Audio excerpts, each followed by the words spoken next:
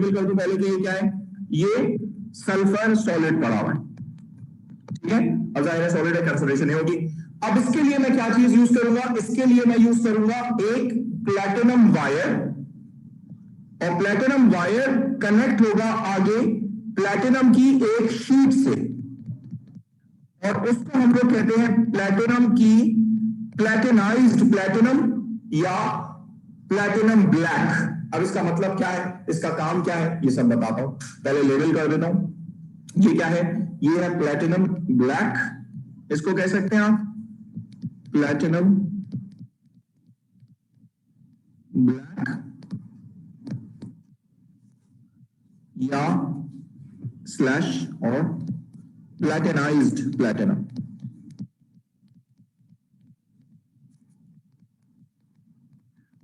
बनता कैसे है,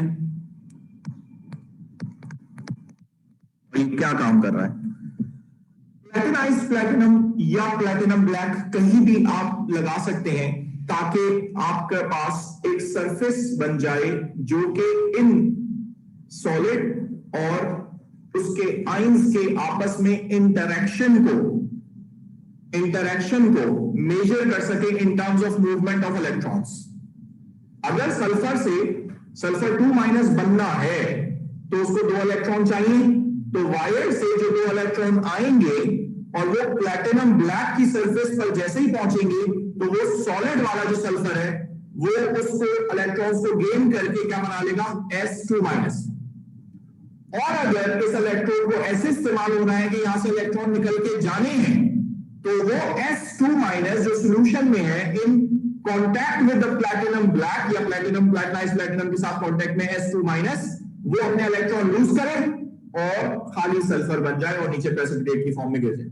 तो ये basically platinized platinum is providing a surface, a platform for this ion and solid to interact with each other. क्योंकि ऊपर वाले में भी अगर आप देखो गौर से, तो जो जिंक का मैंने इलेक्ट्रोड बनाया है, तो जिंक के इलेक्ट्रोड का उसके आयन से डायरेक्ट कांटेक्ट है, जिंक इलेक्ट्रोड का उसके रिस्पेक्टिव आयन से डायरेक्ट कांटेक्ट है। लेकिन यहां पर अगर इस कांटेक्ट को मैंने मेजर करना है तो I have to take this out in terms of electrons के जा रहे हैं कि आ रहे हैं। तो हम लोग क्या करेंगे, इस प्लैटिनम के वायर से कनेक्ट करेंगे प्लैटिनाइज्ड प्लैटिनम, और फिर उसको हम लोग क्या कहेंगे, प्लैटिनम ब्लैक। एक फंक्शन। दूसरा फंक्शन, इसके लिए मैंने वर्ड लिखा है प्लैटिनाइज्ड प्लैटिनम। इसका मतलब क्या है, प्लैटिनाइज्ड प्लैटिनम का मतलब ये होता है कि आपने एक शीट ली प्लैटिनम की पतली सी फ्लैट, और उसके ऊपर मोल्टन करके प्लैटिनम छोटे छोटे छोटे छोटे ड्रॉप्स गिरा दिए, ठीक है। इन ड्रॉप्स गिराने से उसकी सरफेस क्या होगी, अच्छा आगे भी और इसके पीछे भी दोनों तरफ। इसकी वजह से इसकी सरफेस क्या होगी, थोड़ी सी अनइवन, और अनइवन सरफेस होने का फायदा क्या होगा, दो। नंबर 1, सरफेस एरिया बढ़ गया। नंबर 2, आयंस को और सॉलिड को एक दूसरे से इंटरैक्ट करने के लिए एक तरफ सरफेस नहीं मिलती, ताकि वो एक दूसरे के साथ घुल मिल सके। वरना अगर फ्लैट होता, स्मूथ होता, तो आयंस को वहां से आउट, तो वो इंटरैक्ट करना उनका थोड़ा सा मुश्किल हो सकता था। तो this is actually platinum black. लिख लीजिए ये point, platinum black is made, ये लिखवा देता हूं, platinum black is made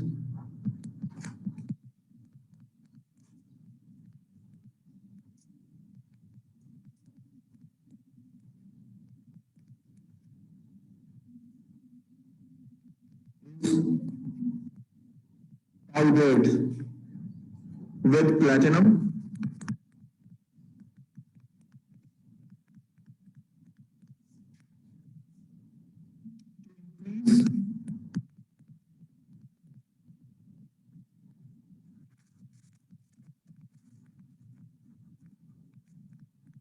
surface area so that smaller particles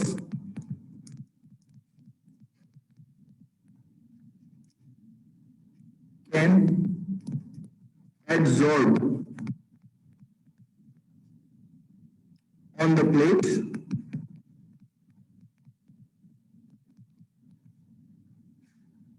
thus exposing ions to the solid.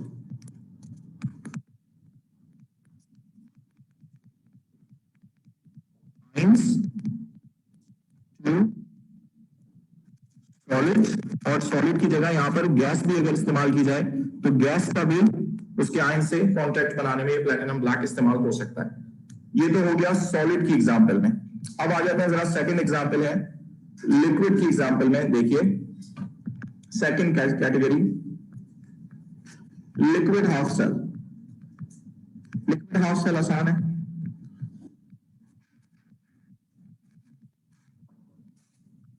Half cell में we have of course two liquids interacting with each other। अब दोनों ही अगर liquid है तो उसकी एग्जांपल में मैं ले सकता हूं, एक बड़ी कॉमन एग्जांपल है जो पेपर में आती है, Fe3+/Fe2+ हाफ सेल।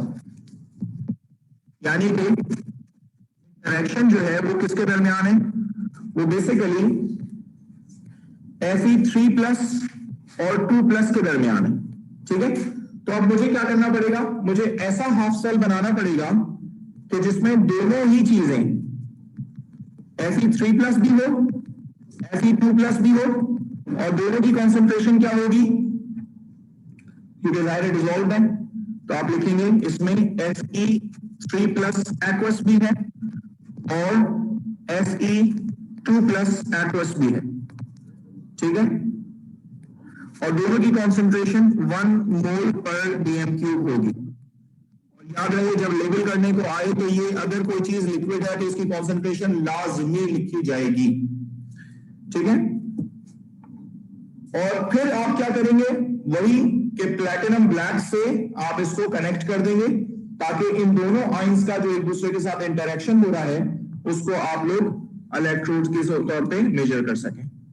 तो ये आपने वही प्लैटिनाइज्ड प्लैटिनम यहां पे लगा दिया, and this will be giving you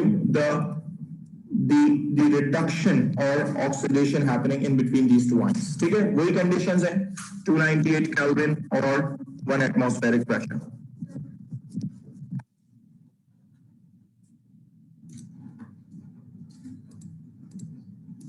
ये देखिए Fe3+ और 2+ की यहां पर इक्वेशन होगी, S की कैटेगरी ऊपर होगी, ये रही, ये रहा Fe3+ से Fe2+, ये बन रहा है 3+ से 2+, और वैल्यू क्या है +0.77। तो इसकी वैल्यू, इसकी इक्वेशन कैसे लिखी जाएगी, इसकी इक्वेशन लिखी जाएगी ऐसे, Fe ब्लैक कलर से लिखिए ना, ब्लैक से लिख देता हूं, Fe3+ एक्वस रिड्यूस एक इलेक्ट्रॉन Fe2+ एक्वस, और इसकी वैल्यू क्या है E स्टैंडर्ड की 0.77 volts। ठीक है, तो this is how the half cell of liquid state will form. ठीक है, अब आता हूं अपने लास्ट एक केस पर, गैसियस स्टेट का। अब गैसियस स्टेट की एग्जांपल में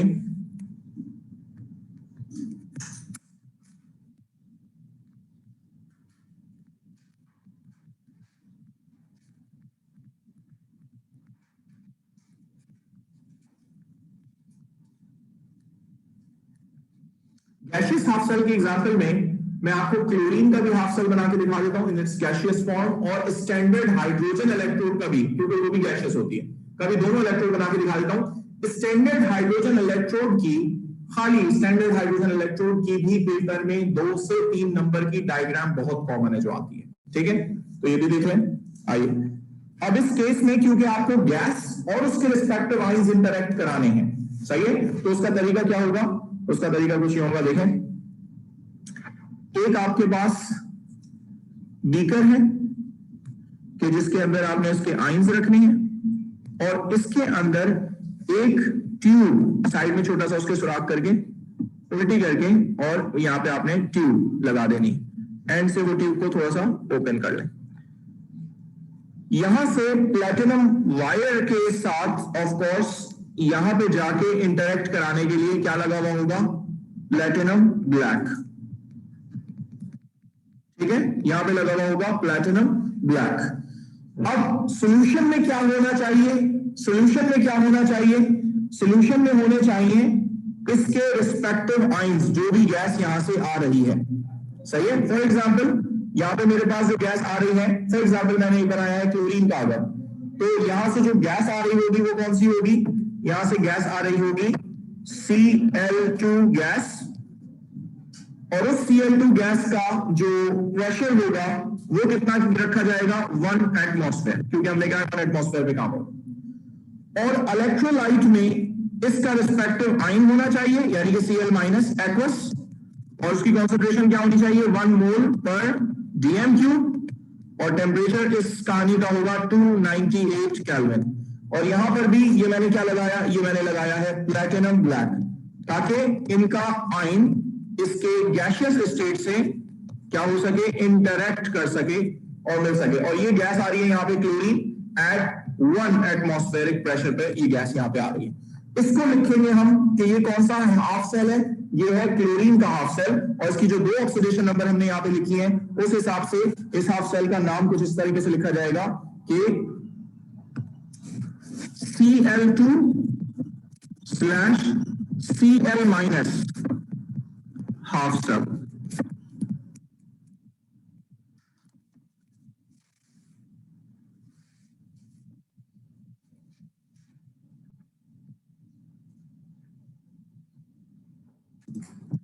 तो ये हमने बना दिया क्लोरीन का हाफ सेल। अब इसकी वैल्यू देखनी है अगर डाटा बुकलेट में, तो आप यहां से देख लो Cl, C शुरू में होगा, ये रहा Cl2, 2 इलेक्ट्रॉन गेन करके Cl माइनस बन रहा है, वैल्यू है +1.36। तो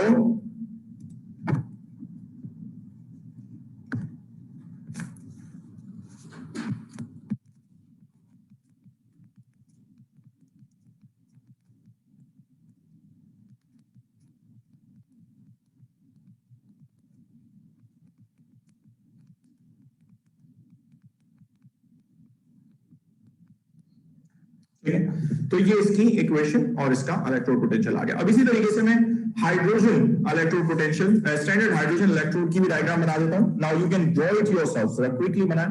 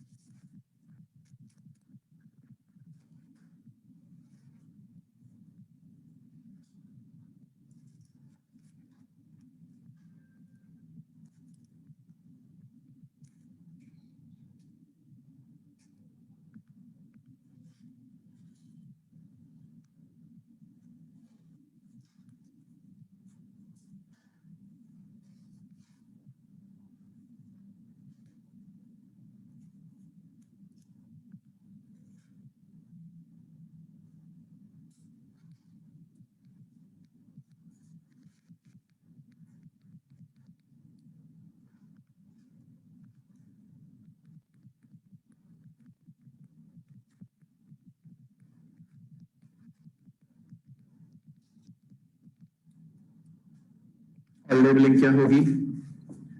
ये है प्लेटिनम वायर, यहां से गैस जा रही है H2 गैस, कितने प्रेशर पर? 1 एटमॉस्फेरिक प्रेशर पर। सॉल्यूशन में H प्लस एक्वस है, 1 मोल पर डीएम क्यूब का। Now you can write here HCl as well, यहाँ पे अगर वो कहे product that can be used as electrolyte, product या कोई भी सब्सटेंस, तो आप आयन नहीं लिखना चाहो तो HCl लिख सकते हो, 1 मोल पर डीएम क्यूब का। क्यों? कंप्लीटली आयनाइज वाला केस है, HCl is a strong acid, तो कंप्लीटली आयनाइज। अगर 1 मोल पर डीएम क्यूब का सॉल्यूशन होगा तो H प्लस की कॉन्सेंट्रेशन भी 1 मोल पर डीएम क्यूब ही होगी। और यहां पर ये चीज क्या होगी? 298 केल्विन पर होगी, और इस चीज को हम लोग कहेंगे प्लैटिनाइज्ड प्लैटिनम या platinum black. This is the complete diagram for this, और इसकी इलेक्ट्रोड पोटेंशियल की वैल्यू अभी मैंने आपको दिखाई थी कि 2H plus aqueous will gain 2 electrons to form H2 gaseous, और इसकी वैल्यू थी E स्टैंडर्ड वैल्यू इसकी है 0.00 volts. That is why it is used as standard hydrogen electrode.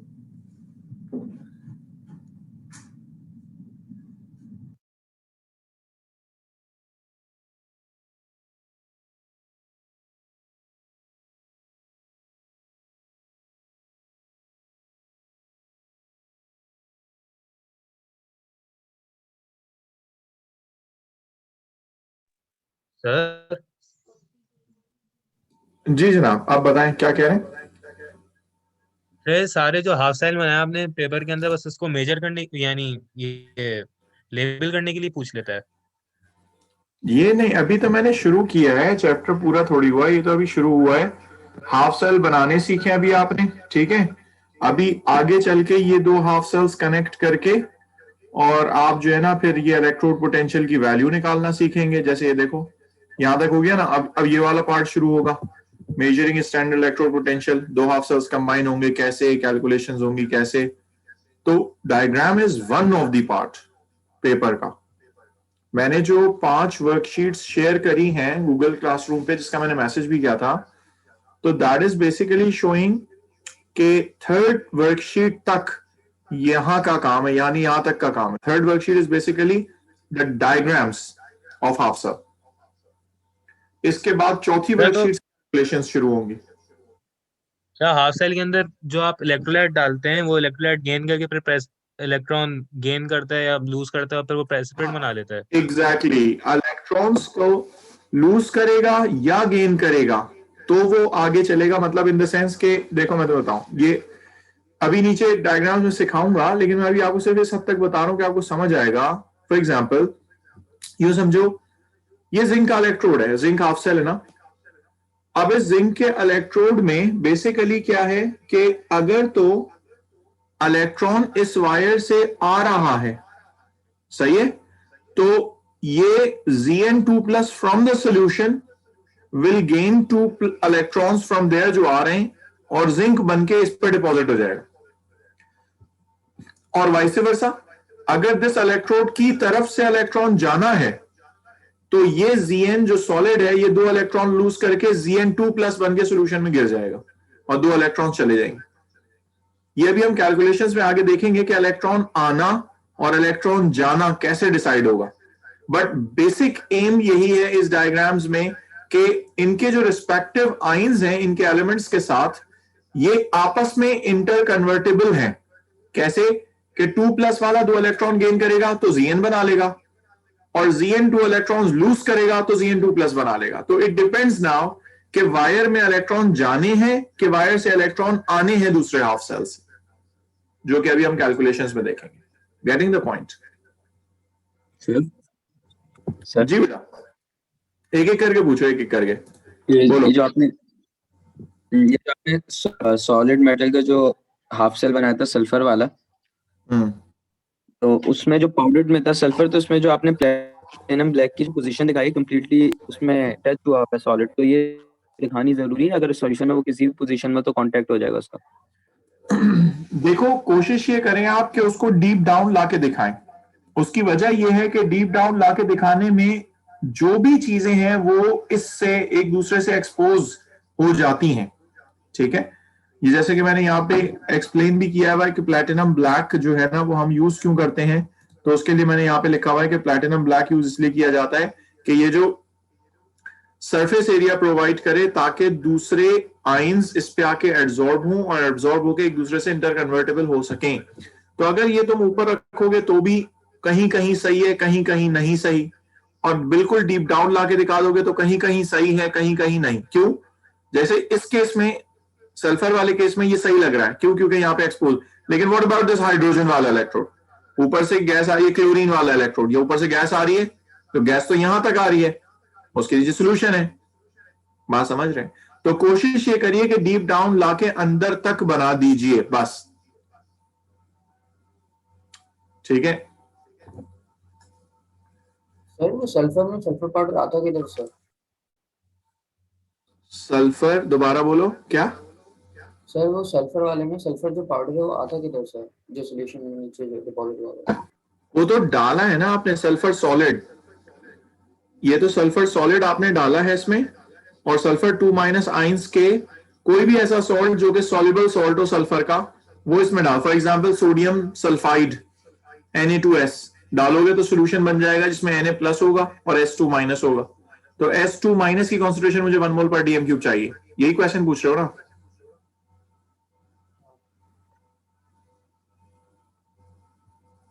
हाँ जी, और बोले।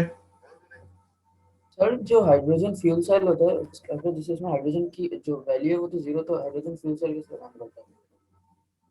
फ्यूल सेल अभी आगे टॉपिक में आएगा। फ्यूल सेल में हाइड्रोजन की वैल्यू 0 वाला हम इलेक्ट्रोड यूज नहीं कर रहे हैं, वो अभी आएगी वैल्यू, मैं बताऊंगा। वो अभी आगे हमारे टॉपिक में है, फ्यूल सेल का पूरा टॉपिक है बकायदा। 5वीं वर्कशीट जो है इस चैप्टर की आखिरी वर्कशीट, वो फ्यूल सेल्स पर ही बेस्ड हुई है। यहां तक की कहानी में कोई चीज ऐसी जो नहीं समझ आई हो वो पूछो। Is everything clear? अगर हर चीज क्लियर है तो मैं आगे बढ़ूं। सर जी जी बेटा। सर यानी अब इसके आगे जो आप पढ़ाएंगे उसके अंदर में पता चलेगा कौन रिड्यूस हो रहा, फिर इलेक्ट्रॉन जी जी जी जी जा जी रहे हैं या जी, नहीं। ऐसे ही, बिल्कुल ऐसे ही, बिल्कुल ऐसे ही।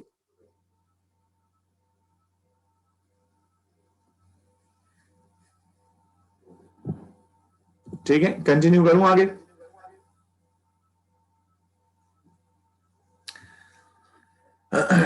ठीक है।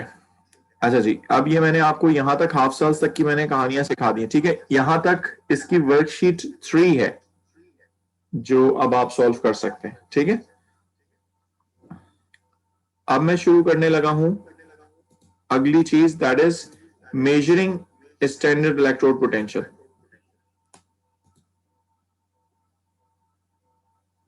अब देखिए जरा। Okay, students, so now we are starting how to calculate the electrode potential for any cell and what will be the diagram.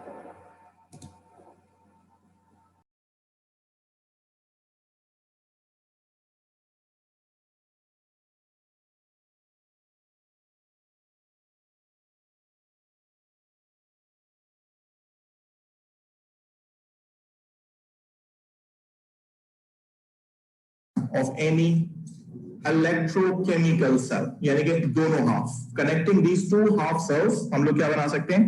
Electrochemical cell. और फिर उसकी हम लोग क्या मेजर कर सकते हैं? Standard electrode potential. अगर मैं एक जगह हाइड्रोजन रखूं, ऑफ कोर्स, ठीक है। आइए अब मैं जरा आपको स्टैंडर्ड इलेक्ट्रोड पोटेंशियल की तरह ऑब्जेक्टिव लिख लीजिए। Measuring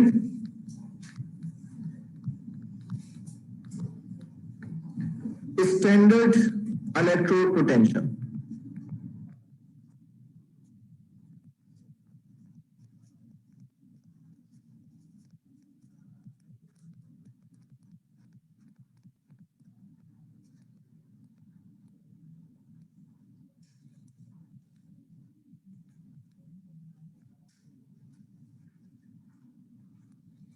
standard electrode potential measure करने के लिए पहले तो डायग्राम समझ लें कि what diagram can we have in this case. अब जाहिर है दो हाफ सेल हमें चाहिए होंगे, तो एक हाफ सेल मैंने फॉर एग्जांपल ले लिया है कॉपर का, तो इसमें सीधा सीधा मैं कॉपर की मेटल प्लेट उठा के टांग सकता हूं, ठीक है। और सॉल्यूशन में मैं क्या फिल कर दूंगा? सॉल्यूशन में कॉपर 2+ के आयंस फिल कर दूंगा। किस कॉन्सेंट्रेशन पे? 1 मोल पर डीएम क्यूब के हिसाब से, ठीक है। तो लेबल में लिख देता हूं कि ये मेरे पास क्या है? ये मेरे पास है copper solid and this is my copper 2+ aqueous. Now it could be any of the salt, aqueous salt of copper. It could be any like copper sulfate, copper nitrate, कुछ भी हो सकता है, लेकिन उसमें कॉपर की कॉन्सेंट्रेशन क्या होनी चाहिए? 1 मोल पर डीएम क्यूब, ठीक है। दूसरी तरफ मैं इसे कनेक्ट कर रहा हूं, चलिए किस चीज से? इसको मैं कनेक्ट कर रहा हूं वोल्ट मीटर से। यहां पर बीच में ये कनेक्टेड है मेरा वोल्ट मीटर, जिससे पता चलेगा कितना वोल्टेज आया। और फिर दूसरी तरफ ले जाके मैं स्टैंडर्ड हाइड्रोजन इलेक्ट्रोड कनेक्ट कर रहा हूं, और स्टैंडर्ड हाइड्रोजन इलेक्ट्रोड में याद रहे प्लेटिनम का ये मुझे प्लेटिनाइज प्लेटिनम से कनेक्ट करना पड़ेगा, ठीक है। और इसकी डायग्राम कैसे होगी, इसकी डायग्राम मैं ब्राउन कलर से कर देता हूं। तो ये मेरे पास हो गया सॉल्यूशन कि जिसके अंदर मैंने ये हाइड्रोजन का इलेक्ट्रोड बना के रखा हुआ है। तो यहां से मेरे पास क्या चीज जा रही है, हाइड्रोजन गैस, और सॉल्यूशन में क्या पड़ा हुआ है, H प्लस आयन, किसकी कॉन्सेंट्रेशन में 1 मोल पर DN3 कॉन्सेंट्रेशन। तो इसकी लेबलिंग हो गई कि H प्लस आयन है aqueous in the concentration of 1 mole पर DN3, और यहां से जो गैस जा रही है वो कौन सी है, वो है हाइड्रोजन H2 गैस, कितने प्रेशर पे, 1 एटमॉस्फेरिक प्रेशर पे, ठीक है। अब ये सर्किट को जरा गौर से देखें, ये एक्सटर्नली तो कंप्लीट है, वोल्टमीटर के थ्रू कनेक्ट होकर आया है, ये एक्सटर्नली तो कनेक्टेड है, लेकिन internally through electrolyte to electrolyte ये कनेक्ट नहीं है। तो उस इलेक्ट्रोलाइट टू इलेक्ट्रोलाइट का कनेक्शन हम कैसे बनाते हैं, उसका हम कनेक्शन बनाते हैं इस तरीके से कि हम लोग एक चीज स्पेशल किस्म की होती है जो नई है आपके लिए, सोल्ट ब्रिज, वो बना के लगा देते हैं। अब सोल्ट ब्रिज कैसे लगेगा, मैं इसको थोड़ा सा बना दूं यहां पे, और इसके बाद अभी लिखवाऊंगा इसके बारे में कि सोल्ट ब्रिज क्या है।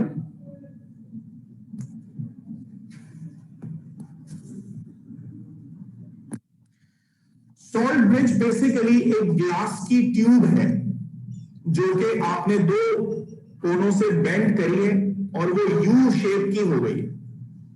इसमें हम भरेंगे एक ऐसा सॉल्यूशन जो कि कंप्लीटली सॉल्युबल हो और वो एक आयंस को दूसरे आयंस से, यानी कि 2 बीकर्स के सॉल्यूशंस को आपस में आयंस से कनेक्ट कर सके। सही है। क्या क्या इसमें इस्तेमाल किया जा सकता है उस पर मैं भी आता हूं, अभी पहले जरा मैं कैलकुलेशन सिखाऊं आपको। सही है भाई, यहां तक लेबलिंग समझ आ गई है। ये है सोल्ट ब्रिज, लिख देते हैं इसके नीचे, ये है आपका सोल्ट ब्रिज। यहाँ पे क्या क्या इस्तेमाल हो सकता है ये मैं बता देता हूं। पहले जरा इसका स्टैंडर्ड इलेक्ट्रोड पोटेंशियल निकालना सीख लें, और ये सीख लें इसमें पॉजिटिव टर्मिनल नेगेटिव टर्मिनल कैसे मार्क होगा, इसका पोटेंशियल निकलेगा कैसे, ओवरऑल इक्वेशन लिखी जाएगी कैसे। अब जरा मेन कहानी आ रही है। सबसे पहले तो हम लोग दोनों इलेक्ट्रोड्स की आपकी डेटा बुकलेट से निकाल के इक्वेशंस लिख लेंगे, जो आपकी इलेक्ट्रोड पोटेंशियल की इक्वेशंस हैं, स्टैंडर्ड इलेक्ट्रोड पोटेंशियल की, वो इक्वेशंस लिख लेंगे। तो आइए जरा दोनों की इक्वेशंस लिखते हैं डेटा बुकलेट से देखकर। डेटा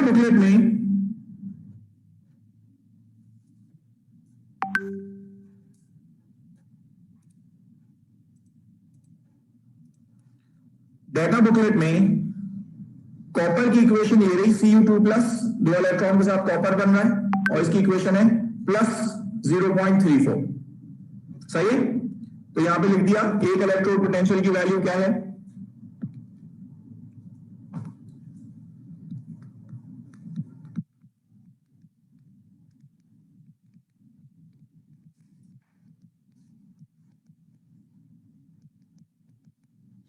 इसकी वैल्यू है 0.34 वोल्ट्स। और दूसरी तरफ अगर मैं हाइड्रोजन की वैल्यू देखूं, वो मैं भी ऊपर लिखवा के आया हूं आपको, तो उसको मैं डायरेक्ट लिख देता हूं। 2H प्लस एक्वस से 2 इलेक्ट्रॉन्स गेन करवाएंगे तो क्या बनता है, H2 गैसियस। इसकी इलेक्ट्रोड पोटेंशियल की वैल्यू मैं लेके क्या आया हूं, प्लस 0.00 वोल्ट। अगर एक तरफ से इलेक्ट्रॉन चलने हैं तो दूसरी तरफ पहुंचने हैं, अगर एक तरफ से इलेक्ट्रॉन का लॉस है तो दूसरी तरफ इलेक्ट्रॉन का गेन है। इसका मतलब है one equation must be oxidising, showing oxidation, and one equation must be showing reduction. और अगर डेटा बुकलेट में से जो वैल्यूज हम निकाल के लिख रहे हैं, अगर आप गौर से देखें, वो सारी इक्वेशंस रिडक्शन की फॉर्म में लिखी हुई है। देख लें लेफ्ट साइड पे इलेक्ट्रॉन है इसके, क्यों, डेफिनेशन ही है इलेक्ट्रोड पोटेंशियल की, how easy to reduce this. तो ये सारी इक्वेशंस किस फॉर्म में लिखी हुई मिलेंगी, रिडक्शन की फॉर्म में। अब मुझे कैसे पता चले कि इस कहानी में ये जो मैंने 2 इलेक्ट्रोड की इक्वेशंस लिखी हैं, इस कहानी में कौन से पर ऑक्सीडेशन होगी और कौन से पर रिडक्शन होगी। इसका रूल बड़ा आसान है और वो ये है कि जितनी वैल्यू लेस पॉजिटिव हो उतना ऑक्सीडेशन इजी, रिडक्शन मुश्किल। जितनी वैल्यू मोर पॉजिटिव हो उतना रिडक्शन आसान, ऑक्सीडेशन मुश्किल। सही है, ये पॉइंट यहां लिख देता हूं ताकि आपको याद रहे, क्योंकि बिगर वैल्यू का मतलब राइट साइड पर इक्विलिब्रियम है, राइट साइड पर इक्विलिब्रियम का मतलब रिडक्शन इज इजियर। तो इस वैल्यू को आप इसे याद रखें कि बिगर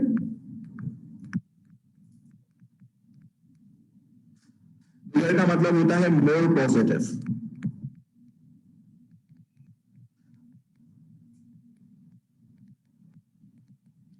value is reduced and smaller का मतलब होता है less positive। value is oxidized। इस केस में अगर मैं देखूं, ये रूल हो गया ओवरऑल सेल निकालने का, सेल पोटेंशियल निकालने का रूल हो गया। अच्छा, अब इसमें देखो तो कौन सी value is less positive? Sir hydrogen की वैल्यू लेस पॉजिटिव है, इसका मतलब है हाइड्रोजन क्या हो रहा होगा? ऑक्सीडाइज हो रहा होगा, और ऑक्सीडाइज हो रहा होगा तो इक्वेशन को क्या कर दूंगा मैं? फ्लिप। अगर इक्वेशन को फ्लिप करूंगा तो ये इक्वेशन क्या हो जाएगी? Therefore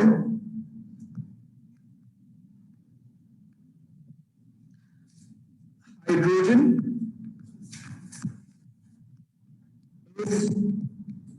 oxidized, so the equation with its value। अब जब इक्वेशन फ्लिप होगी तो उसकी वैल्यू भी फ्लिप हो जाएगी। अब फ्लिप करके इक्वेशन क्या बनेगी? इक्वेशन फ्लिप करके बनेगी H2 गैसेस से बन रहा है H प्लस एक्वस और 2 इलेक्ट्रॉन्स, और इसकी ई वैल्यू अब डायरेक्ट फ्लिप करा तो इस केस में कोई फर्क नहीं पड़ा, 0 का 0 ही रहेगा। लेकिन अगर प्लस 2.3 होगी फॉर एग्जाम्पल तो वो फ्लिप करके क्या हो जाती?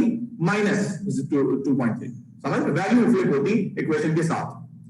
और ऊपर वाली इक्वेशन एज इट इज रही। ऊपर वाली इक्वेशन रिड्यूस की फॉर्म में, तो उसको ऐसे लिख दिया, कॉपर 2 प्लस एक्वस था, 2 इलेक्ट्रॉन्स गेन करके क्या बना रहा था?